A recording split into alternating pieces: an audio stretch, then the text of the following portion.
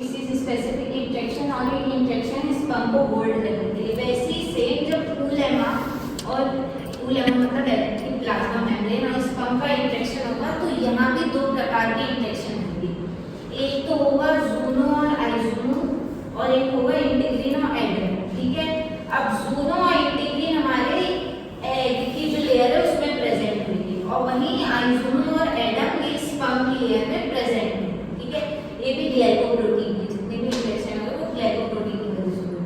तो जूनो जो उलेमा में प्रेजेंट है वो स्पर्म के आइजोनो से इंटरेक्ट करेगा, वहीं जो इंटीग्रिन है वो एडम स्पर्म में एडम नाम का ग्लाइकोप्रोटीन से इंटरेक्ट करेगा।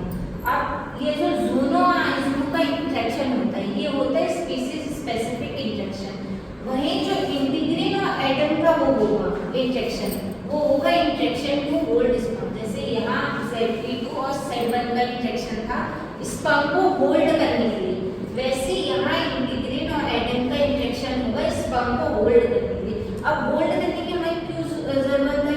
कभी भी हम किसी चीज को ब्रेक करते हैं तो उसमें फोर्स लगता है, टाइम लगता है, एक जगह उसको करना पड़ता है। जैसे हमें इसको छेद करना है तो ड्रिल को थोड़े समय के लिए होल्ड करके रखना पड़ेगा ना, जिससे वो पेनिट्रेट हो जाए। तो वैसे हमें स्पर्म को होल्ड करने के लिए ये दो इंट्रैक्शन की जरूरत पड़ती है। ठीक है, और जो ये होता है ये मेन इंट्रैक्शन होता है, इनकी वजह से ही हमारा जो लेयर है होती है वो ब्रेक होती है। अब हम लाए लास्ट के फ्यूजन।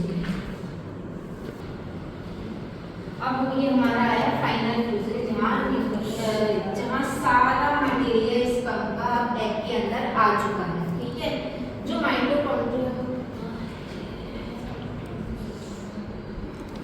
जो स्पर्म का माइटोकॉन्ड्रिया होता है वो तो बाहर चले जाता है क्योंकि वो इतनी ज़्यादा मोटिलिटी करके आया होता है, उसका मतलब उसकी पावर चले जाती है। Mitochondria power house of cell होता है ना, तो इसलिए माइटोकॉन्ड्रिया जो स्पर्म का माइटोकॉन्ड्रिया होता है वो डिजेनरेट होकर बाहर चले जाता है। तो एग में मतलब बॉडी में जो जाइगोट बनता है उसमें खाली माइटोकॉन्ड्रिया होता है मदर का।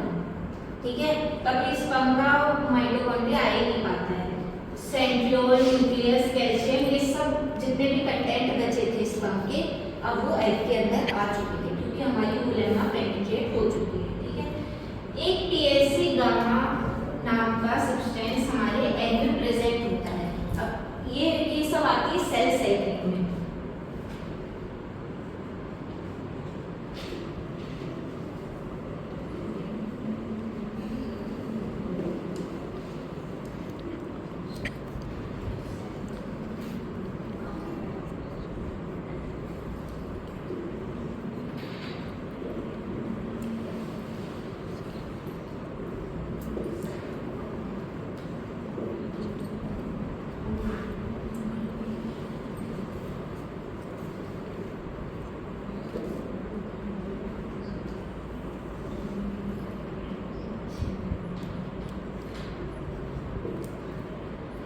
सेल सिग्नलिंग पढ़ते हैं उसमें बहुत सारे पाथवे होते हैं जैसे GPCPR और PLC पाथवे। तो PLC पाथवे हमेशा तब यूज होगा जब हमें कैल्शियम की जरूरत पड़ती है।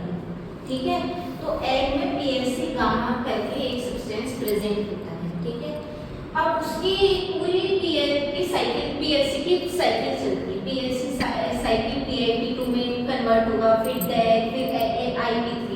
ये IP3 बाद में कैल्शियम रिलीज करेगा, मतलब जितने भी कैल्शियम प्रेजेंट होगा वो एक साथ रिलीज होगा, एग से कैल्शियम रिलीज होगा। अब कैल्शियम हमारे पास बहुत ज्यादा हो चुका है, एक कैल्शियम PLC पाथवे से भी आ गया है, कैल्शियम जो स्पर्म में प्रेजेंट था वो भी हमारे पास आ चुका है।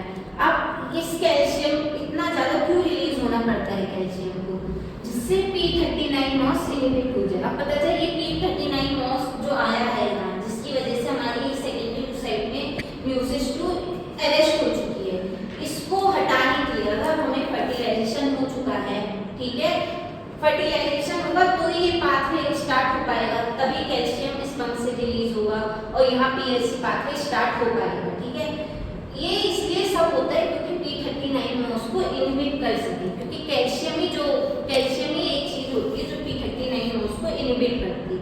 अब P39 मॉस हमारा इनहिबिट हो गया, अब इस इनहिबिशन की वजह से हमारी मियोसिस 2 कंप्लीट हो जाएगी क्योंकि अब तो कोई इनहिबिटिंग ठीक है। इसके बाद ये ओवम मैच्योर हो जाएगा, ठीक है। इसका न्यूक्लियस बाद में टेलोडेमी होगी, उससे पहले हमारी ओवम बन जाएगा और हमारी सेकंड पोलर बॉडी रिलीज होगी। अब जिस साइड से हमारी सेकंड पोलर बॉडी रिलीज होगी उस पोल को हम कहते हैं animal pole, pole from where polar body gets release, ठीक है।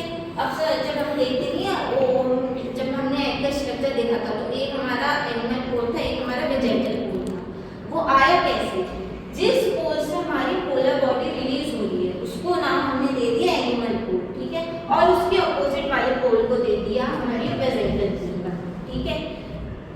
ये पीएलसी पाथवे की सही थी। अब इसके बाद होता है कि स्पर्म जब इंटरेक्ट करते हैं तो बहुत सारे स्पर्म आते हैं, ठीक है। अब फ्यूजन तो खाली एक स्पर्म का होगा, इतने सारे अगर स्पर्म आ जाएंगे तो हमारी प्लॉइडी खराब हो जाएगी, ठीक है। हमें डिप्लॉइडी तो चाहिए जाएगा और कोई थोड़ी ना प्लॉइडी का चाहिए, तो इसलिए हमारा एक मैकेनिज्म और चलेगा, उसका नाम होता है